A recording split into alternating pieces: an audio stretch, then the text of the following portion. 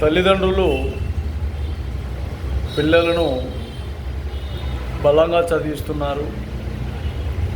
ఎక్కడెక్కడో వేరే రాష్ట్రాలు, వేరే జిల్లాలు, వేరే ప్రాంతాలు, వేరే దేశాలు ఇలా చదివిస్తూ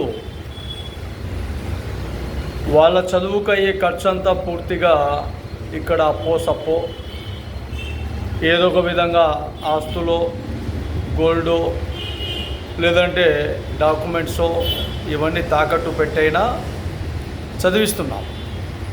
కానీ వాళ్ళ జ్ఞానాన్ని, విజ్ఞానాన్ని మాత్రం మనం ఎక్కడ కూడా వాళ్ళను తనిఖీ చేయలేకపోతున్నాం. వాళ్ళ బుద్ధులను, వాళ్ళ విద్యా విధానాన్ని, వాళ్ళు ఏ విధంగా అక్కడ చదువుకుంటున్నారు, ఏ విధంగా ఉంటున్నారు అన్న ఆలోచనలు పూర్తిగా మర్చిపోతున్నాం.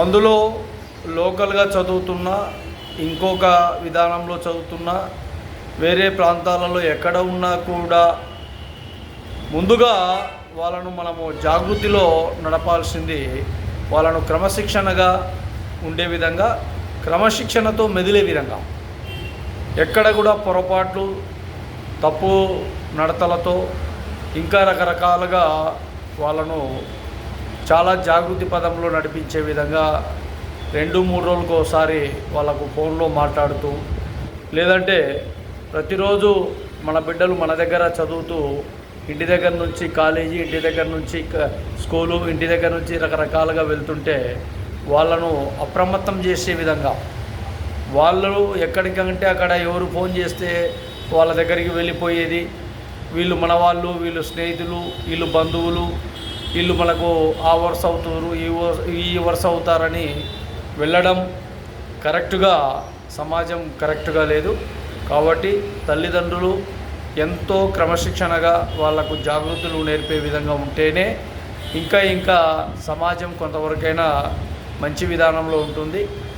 మగపిల్లలైనా ఆడపిల్లలైనా ఎవరైనా కానీ రాబోయే ఎన్నో విధాలుగా పరిస్థితుల ప్రలోభాలు కానీ, ప్రభావాలు కానీ సమస్యాత్మకంగానే ఉన్నాయి. కాబట్టి తల్లిదండ్రులు పిల్లలకు అప్పుడప్పుడు హెచ్చరికలు, అప్పుడప్పుడు కొన్ని సుదీర్ఘ పాఠాలు, అప్పుడప్పుడు కొన్ని మంచి లక్షణాలతో ఉండే ఆలోచనలు, కొన్ని ధైర్యంతో కూడిన వాళ్ళకు విశ్వాసమైన కొన్ని సందర్భాలు కూడా తెలియజేస్తూ వాళ్ళను చదువు సంధ్యలో ముందుకు వచ్చే విధంగా భవిష్యత్తు ప్రణాళికను ఏర్పాటు చేసుకునే విధంగా మీరు తల్లిదండ్రులుగా మొట్టమొదటి గురువులుగా వాళ్ళకు తెలియజేయాలని కూడా మహాజన రాష్ట్ర సమితి క్లారిటీగా పూర్తిగా తెలియజేస్తుంది.